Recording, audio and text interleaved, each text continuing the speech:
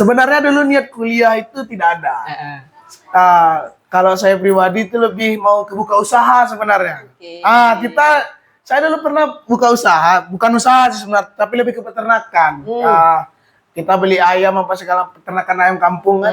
Tapi bangkrut, akan seperti itu. Rugi. Kalau saya bukan orang nggak percaya sama mahasiswa, orang percaya saya udah nikah gitu. Udah punya anak.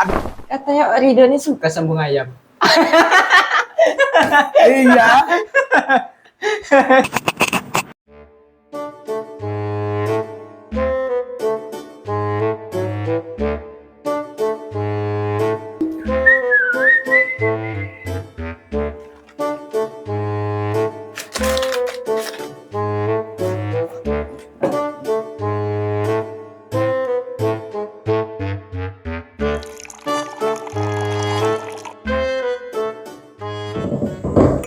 Komela.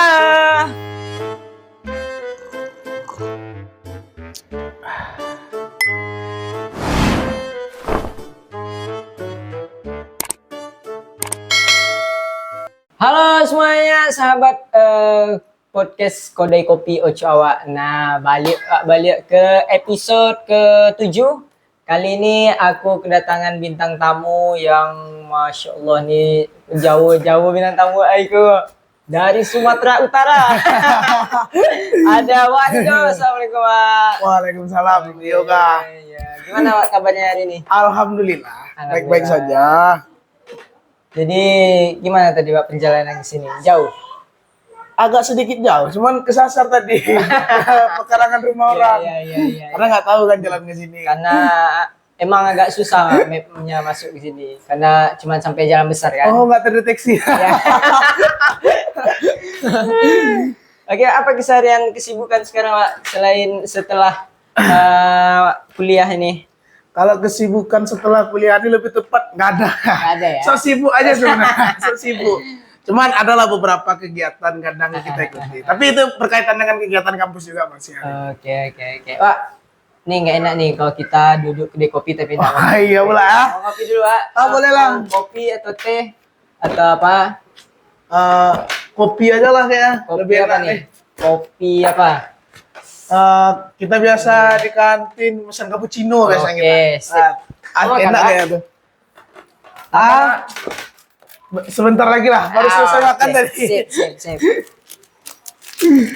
Ini boleh awak ambil air putihnya ini? Boleh. Boleh. Hitung aja nanti, Wak. Aman itu.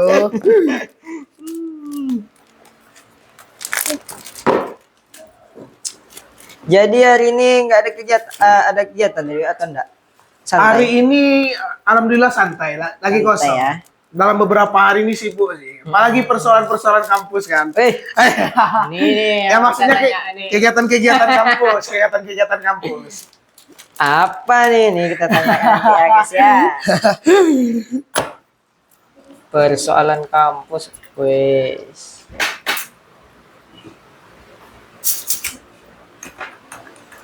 Izin merokok ketua ya. Boleh. Berarti ini pertama kali kan Jo? Asbak tuh dipakai.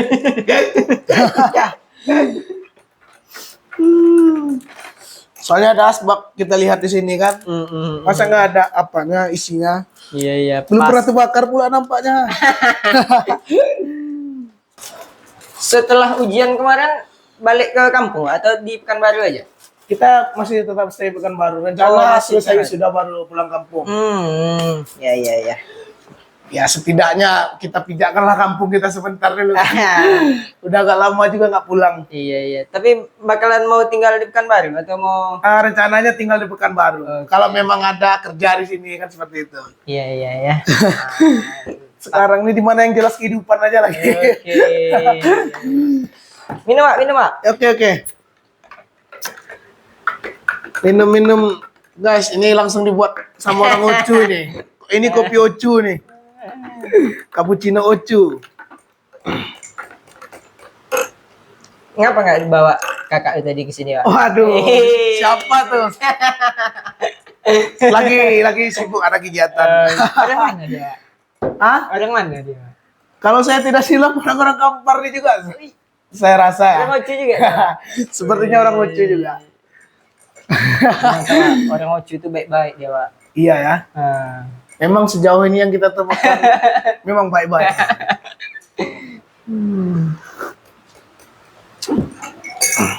Oke, nah, nih. Jadi gini, Pak. Apa dulu? Ini langsung serius nih ya. Semi-semi formal aja. Langsung serius nih ya. Iya. Oke. Kenapa dulu bisa ke Pekanbaru, Pak? Ceritanya.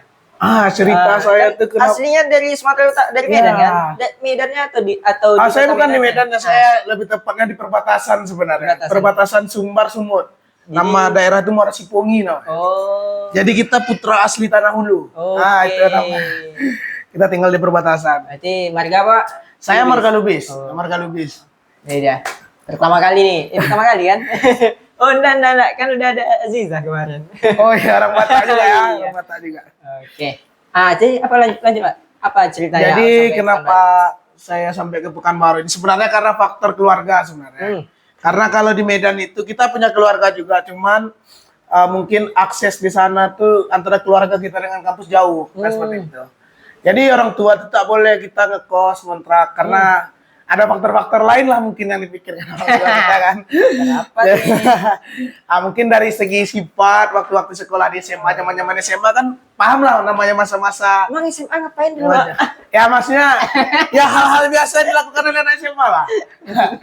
Kelakuan-kelakuan remaja lah seperti itu. Tapi kita kalau untuk sisi negatif sampai hal-hal lain yang cenderung hari ini kayak narkoba, kita alhamdulillah jauh dari itu. Kita tidak pernah bahkan itu barang itu punya tidak pernah. Palingan SMA merokok. Merokok itu kan kenakalan-kenakalan yang sifatnya dikhawatirkan orang tua kita juga kan. Gangguin cewek. Nah, itu pasti itu kan. Itu pasti. Oke. Jadi tuh kenapa kita sampai ke Pekanbaru karena ada kakak di sini. Jadi kita bisa dipantau, rasa orang tua kita tuh kita bisa dipantau oleh kakaknya. Tapi nggak juga sebenarnya. Iya. Tapi nggak terpantau juga. Cuman itu tadi kan kekhawatiran orang tua itu tadi. Agak terjamin lah hidup kita kalau di Pekanbaru ini. Gitu. Soalnya makan ditanggung kan, ngekos nggak bayar. Cuman uang jajan aja. Kayak gitu. Kenapa sampai saya di Pekanbaru? Ko Arido nih kelahiran tahun berapa, Pak? Saya kelahiran tahun 2002. Oh sama kita, Pak. Sama. Muka aja yang boros ini. 2 kali. Bukan tua atau aku yang kemudaan. Itu lah. Karena sampai hari ini orang nggak percaya Pak, kalau aku udah mahasiswa. Masakin awet mudanya ya. Kalau saya bukan orang nggak percaya saya mahasiswa, orang percaya saya udah nikah gitu. Udah punya anak. Aduh kacau kali sebenarnya hidup bawah nih. Tapi kan mahasiswa ada juga yang udah nikah. Atau Iya. emang betul? Belum ada menikah kita sampai akhir. Oke. Masih muda soalnya kan, masih panjang masa depan kita. Jadi awal sampai Pekanbaru apa yang dirasakan, Pak? Awal sampai di Pekanbaru itu, saya dulu itu awal ke Pekanbaru dekat sama kawan-kawan di Mapala sebenarnya. Sebelum saya masuk Umri ya, karena tapi sebelum kuliah udah pernah ke Pekanbaru? sudah pernah di tahun 2020 saya pernah di awal tahun gitu kan. Saya dulu berteman sama anak Mapala, Rusdi Harjo namanya. Itu kawan saya dari kampung. Jadi awal saya ke Pekanbaru itu sama dia lah saya. Ke Umri itu pertama saya ke Pekanbaru di sekre mereka kan. Iya. Jadi saya kira asik juga nih kota Pekanbaru nih dengan lingkup yang suasana yang panas gitu kan. Memang sama lah mungkin kayak kota Medan. Cuman kan lingkupnya lebih kecil. Jadi kayak seperti pendidikan kalau saya rasa di sini alhamdulillah oke lah gitu. Tapi kebetulan saya kemarin itu daftar negeri. Nah UIN, Unri kita ambil waktu itu. Mulai dari jalur SN, SB sampai Mandiri. Alhamdulillah nggak lulus. Alhamdulillah nggak ada satupun yang lulus. Nah, itu kenapa kita karena ada faktor kedekatan teman-teman di orang Mapala Umri. Nah, itu yang mendorong kita untuk masuk di Umri kemudian hari ini. Tapi emang tamat SMA itu pengen kuliah atau karena tengok-tengok dari tengok-tengok dari apa nih? dari gaya-gaya Rido nih Kayaknya nggak penting kuliah ya, mau main-main aja atau gimana? Sebenarnya dulu niat kuliah itu tidak ada. Kalau saya pribadi itu lebih mau ke buka usaha sebenarnya. Oke. Saya dulu pernah buka usaha, bukan usaha sih sebenarnya, tapi lebih ke peternakan. Kita beli ayam apa segala peternakan ayam kampung kan. Tapi bangkrut, akan seperti itu. Rugi. Tapi udah sempat dibuka. Alhamdulillah sempat. Bahkan kandangnya masih ada sana sampai sekarang tuh. Tanpa hewan lagi situ kan, tinggal kandang kosong. Nah itulah kemudian ada faktor bangkrut tadi, rugi segala macamnya. Nah orang tua nyuruh kuliah juga. Karena kebetulan di keluarga saya itu ini bukan bagian dari kesombongan ya. Tapi dengan satu orang tua saya, ibu saya, karena ayah saya kebetulan memang sudah tidak ada seperti itu. Jadi ibu saya sedang Wonder Woman. Oh berarti orang tua yang laki-laki udah nggak ada?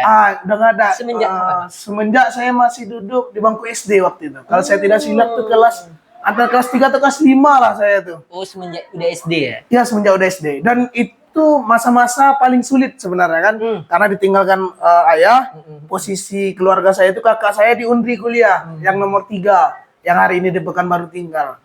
Dia kuliah mau wisuda, tapi orang tua saya meninggal. Pas meninggal ini dia wisuda nih. Tapi biaya untuk kami ke sini itu tidak ada. Nah, bahkan hari itu diwakililah dengan adik ayah saya. Adik ayah saya dia yang datang ke wisuda kakak saya. Orang tua saya tak ada yang datang. Nah, kakak saya selesai wisuda, kakak saya nomor 4 masuk lagi kuliah. Di Universitas Medan Area. Oh di Medan? Ya, di UMA itu sama skala swasta kayak seperti Universitas Muhammadiyah Riau sama aja. Iya. Nah, masuk lagi di sana dengan biaya sendiri. Tapi itulah mungkin saya percaya hari ini bahwa wanita itu kuat kan seperti itu. Iya. Ketika dia berjuang tanpa seorang laki-laki, dia mampu menserjanakan anak tanpa beasiswa ya. Kakak saya yang nomor 4 itu tanpa beasiswa, biaya mandiri. Bahkan SPP-nya itu dulu di zaman dulu itu udah 2,5 juta. Itu udah lumayan nominal yang besar kan seperti itu. Udah 2,5 juta. Nah, lulus kakak saya mungkin beda 3 tahun lah kami ya. Dia lulus, dia kerja, dia segala macam. Masuklah saya ke UMRI. Alhamdulillah di UMRI kita dapatkan beasiswa. Alhamdulillah kita dibantu dengan program pemerintah, Kartu Indonesia Pintar. Nah itu kenapa saya kuliah. Dan alhamdulillah hari ini sudah sarjana juga. Jadi alhamdulillah. Total di keluarga saya itu ada 3 orang saja. Ini bukan bagian dari kesombongan, tapi itulah faktanya seperti itu. Dengan seorang ibu tanpa ayah saya gitu, yang membantu seorang ibu saya. Karena ibu saya itu tidak menikah lagi setelah saya meninggal, tidak menikah lagi. Sampai sekarang. Tidak ada dia kepikiran ke sana, yang penting dia bilang anaknya mampu sukses di masa depan. Nah, anaknya sekolah dulu. Ya, pendidikan itu nomor 1 katanya. Jadi dia nggak penting. Kerja ibu apa? Ibu saya petani sebenarnya. Petani karet. Karena di desa saya itu sawit tidak ada. Oh, berarti kedominan ke karet di sana ya? Ya, di sana itu lebih ke karet. Tapi karet sekarang lagi harganya aja. Ya, inilah sebenarnya perlu juga kadang diperhatikan pemerintah ya. Perlu juga karena hari ini saya lihat karet itu dari dulu, padahal itu kebutuhan sebenarnya kan. Karena banyak bahan-bahan yang dibuat dari karet seperti itu. Kalau nggak ada karet kan ya susah juga. Mobil pribadi. Iya, gimana banyak mobil kan. Nah, tapi itu kadang kan nggak jadi perhatian hari ini saya lihat dengan sama pemerintah. Harga karet itu sekarang 10.000. 10.000. Kadang ya kalau kita punya luas kebun karet, kita mungkin bergaji lah dari situ. Tapi kan kalau orang yang mempunyai ya mungkin hanya sebagian gitu kan, atau setengah hektar segala macamnya, ya mungkin seberapa lah cukup untuk hidup. Ya namanya di kampung itu banyak keperluan. Iya betul. Ya ada yang bank datang simpan pinjam koperasi segala macam lah. Saya lihat kan ibu-ibu di sana. Nah akhirnya tidak memenuhi kebutuhan karena di sana itu komoditas utama ya di Muara Sipong itu, nama daerah saya itu komoditas utama itu karet. Bahan petani-petani itu petani karet hampir rata-rata semua. Jarang yang petani sawit. Karena tidak ada. Ya. Gitu. Jadi ada nih ya cerita, Pak. Apa Aku dapat bocoran. Iya. Katanya Ridho ini suka sambung ayam. Iya. Sambung ayam ya. Itu sebenarnya itu zaman-zaman kelam. Tapi bahkan sampai saya kuliah sebenarnya ya. Sampai saya semester 4. Tuh saya tinggal. Itu kan udah masuk ke ranah-ranahnya perjudian sebenarnya. Itulah mungkin sisi kelam kita ya. Karena kan setiap orang tuh pasti punya masa lalu masing-masing kan seperti itu. Nah, sekarang udah hijrah ya. Ya, dibilang hijrah enggak. Kalau memelihara ayam tetap. Tapi kalau untuk masuk ke arena perjudiannya udah enggak lagi. Karena kalau dulu itu kita sangat gila sekali untuk itu kan. Bahkan banyak hal lah yang dikorbankan seperti itu demi main-main judi sabung ayam itu. Itulah bagi teman-teman mungkin yang menonton hari ini, tolonglah perjudian itu tak ada guna ya kawan-kawan. Tinggalkan semua ya. Itulah gunanya pendidikan kan, Pak. Ya. Kalau nggak kuliah kan nggak tahu kalau judi itu nggak. Itu ya, itu guna pendidikan. Karena saya kan namanya dulu itu zaman Covid kita masuk Iya. online kan. Jadi pendidikan itu namanya online. Absen dah, tidur lagi kan. Tak ada belajar. Ada 2 semester waktu itu kan. Jadi kayak ya kita kayak berbaur dengan orang-orang di sana. Itu ya pergaulan sebenarnya faktornya. Pergaulan itu ya kita masih terjerumus di sana karena kita masih di sana. Dan setelah semester berapa tuh? 4. Alhamdulillah kita udah di Pekanbaru stay, udah offline apa segala macam, dan kita sadar bahwasannya itu hal yang salah. Karena itu tadi kan faktor pendidikan itu tadi. Mungkin itulah perbedaannya. Oke, jadi sekarang udah kuliah di Pekanbaru di Umbri kan. Udah hampir udah mau selesai, udah mau wisuda. Jadi Wak Ridho nih kalau di kelas tuh terkenal vokal lah orangnya. Aduh. Vokal-vokalnya. Vokal lah ya. Aktif di bidang-bidang organisasi bahkan sampai ke BEM. Nah, apa yang membuat Wak Ridho itu tertarik kepada masuk ke organisasi itu? Kan itu ibaratnya apa ya? Keluar dari zona nyaman jadinya. Apa yang mendorong sampai ke situ? Dulu itu saya berpikir bahwasannya organisasi di kampus itu ada guna. Karena ada beberapa mahasiswa yang saya lihat di daerah saya lama selesai hanya perkara organisasi. Nah di situ kemudian saya berpikir nggak ada gunanya masuk organisasi. Mungkin saya besok di kampus ya udah kuliah pulang. Nah toh kita masukkan lamaran juga untuk cari kerja. Nah semakin adanya pergaulan saya di kampus, saya jumpalah senior seperti itu ada dari Fakultas Hukum, ada dari Vkom seperti itu kan dengan fakultas kita sendiri. Di sanalah saya belajar dengan mereka bahwasanya organisasi itu penting. Dengan skala relasi yang akan kita dapatkan di kemudian hari. Tapi itu kan kembali lagi kan tergantung personal sebenarnya kan, personal kita. Betul. Tapi setelah saya masuk di bidang organisasi, mungkin seperti yang Yoga singgung tadi vokal gitu kan. Vokal. Nah, tapi di sana saya belajar.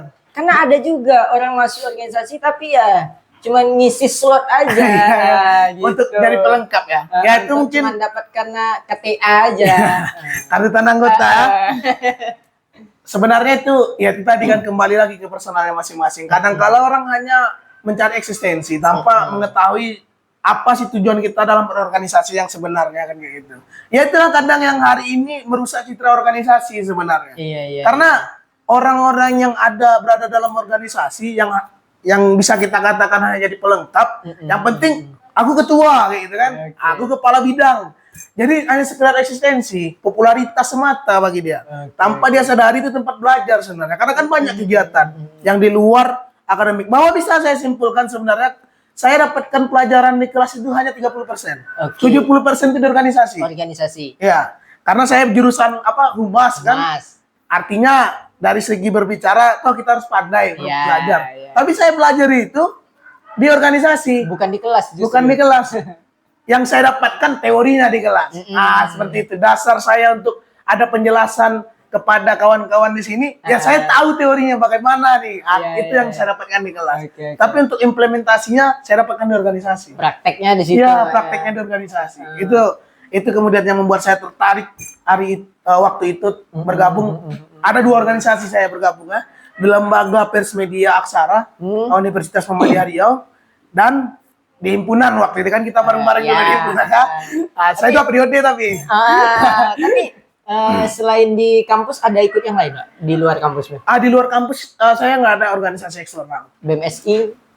Kita kalau BEM-SI itu kan itu ranahnya BEM se-universitas gitu kan. Gitu ya. Itu di skalanya universitas dan itu pun ada hanya beberapa universitas yang tergabung. Itu ranahnya presma lah seperti itu. Berarti kalau kita yang nggak tergabung di BEM KM misalnya nggak bisa masuk ke situ. nggak bisa karena kita kalau memang misalnya BMKM udah masuk di sana, kita memang bagian dari BEMSI ya sebagai ya anggota dari BMKM-nya di kampus kita kayak gitu. Jadi kayak gitu. Kalau di UMRI itu kan BEMNUS dia, aliansinya kan BEM Nusantara bukan BEMSI. Yang BEMSI itu hanya UNRI kalau saya tidak salah ya. Oh. Ah. Gitu ya. Jadi apa gimana target kedepannya nih, Pak? Setelahnya. Target ke depan yang pasti itu kerja lah ya. Oke. Kerja itu pasti, tapi mungkin dalam beberapa bulan ini kita fokus untuk inilah dulu untuk mencari ada relasi yang kita dapatkan waktu kita bergabung di organisasi, ya kita fokus ke sana aja dulu. Karena saya terlalu monoton saya rasa kalau Monoton gimana, Pak? kalau kita kerja di kantoran itu ya sebenarnya terlalu monoton hidup saya sebenarnya. Oke. Saya rasa ya, tapi kalau saya kayak berbisnis atau jadi agen-agen apa lah gitu kan, atau agen mobil atau apa segala macam, itu lebih mengasihkan bagi hidup saya. Jadi saya lebih fokus ke situ sih sebenarnya. Kalau ada usaha-usaha kita jadi agennya, afiliator namanya ya, afiliator. Orang Batak kali ini ya. Afiliator. Ya, karena kalau fokus saya kalau kerja untuk di sebuah kantoran atau perusahaan, bagi saya itu, bagi prinsip saya itu kayak monoton kali hidup saya di sana gitu kan, dengan gaji pokok sekian, dengan kebutuhan saya yang sekian. Tapi kan orang-orang Batak nih kebanyakan pada jadi pengacara nih, Pak. Nah, itu dia. Dulu Makan, Pak. Ya. Dulu cita-cita saya jadi pengacara. Karena saya kagum dengan pengacara Hotman Paris satu, dan Profesor Adnan Buyung Nasution. Nah, itu kan dari daerah saya itu. Terus? Dari daerah saya. Nah, saya kagum dengan mereka sebenarnya. Dan itulah yang mendorong saya cita-cita saya jadi pengacara. Tapi ya itu tadi kan kadang-kala kan kita boleh berekspektasi. Wah kemudian tidak sesuai harapan dengan kita atau kita apa boleh buat. Nah, itu kemarin itu saya mau masuk hukum sebenarnya di UMRI ya. Saya mau masuk fakultas hukum. Tapi kenapa bisa terlempar ke humas? Nah, itu dia. Ternyata kuota di hukum itu yang memang kita untuk daftar beasiswa itu udah full seperti itu kan. Dan alhamdulillah kita hanya bisa mendaftar di humas gitu. Dan itu pun belum bisa dipastikan lulus sebenarnya. Tapi kuota itu masih buka di sana. Nah, itu yang kemudian yang mendorong kita masuk prodi humas sebenarnya. Dan saya menanyakan juga waktu itu kalau saya tidak silap, ada hitung-hitungannya nggak? Karena saya paling malas dengan matematika, itu saya paling malas seperti itu. Nah, itu kayaknya semua yang mendorong saya. Ya nggak suka matematika ya. Mungkin semua orang hampir rata-rata lah ya. Oke. Jadi setelah masuk humas kan apa rasanya setelah dijalanin di humas? Di zaman online dulu saya merasa salah jurusan. Kalau orang kan semester 5 baru merasa salah jurusannya. Kalau saya semester 1 udah merasa salah jurusan. Karena saya tidak tahu nih prospek humas nih kemana arahnya. Iya. Prospek kerjanya kemana. Nah, di semester 5 lah saya mengetahui bahwasanya saya tidak menyesal lagi masuk humas. Karena ternyata setelah saya memiliki pergaulan adalah beberapa fakultas seperti itu kan. Dan apa yang kita miliki dengan kelebihan kita yang kita dapatkan di prodi kita itu tidak dimiliki dengan mereka karena mereka pandai, mereka pandai dalam retorika berbicara, tapi mereka tidak paham dasar. Nah, itu kemudian kelebihan yang saya dapatkan, saya rasa seperti itu kan. Itu kenapa saya bangga menjadi mahasiswa humas. Wah, kemudian prospek kerjanya nggak jelas. Itu kan tergantung kita. Ya maksudnya prospek kerjanya nggak jelas itu maksudnya itu. Ya tergantung kita kan. Kalau kita cuma kuliah pulang itu nggak jelas proses kerjanya. Betul. Kalau kita menjalin sebuah relasi misalnya dengan beberapa orang-orang penting lah mungkin di Riau dia, ya mungkin itu jelas karena kita udah punya skill komunikasi yang bagus dan dasar-dasar teori komunikasi yang ada gitu kan yang kita miliki. Ya itu ngapa jadinya jelas. Ya rata-rata kan hari ini bolehlah kita lihat mahasiswa kita di humas itu sendiri. Banyak hari ini yang saya kira sama lah kita kan nggak jelas hidup kita nih mau kemana. Jadi kan itu kemudian yang menyimpulkan bagi mereka, saya masuk humas ini prospek kerja ternyata nggak jelas gitu. Tapi kan itu bentuk dari kesalahan kita juga gitu kan. Ya kan tergantung tergantung diri kita.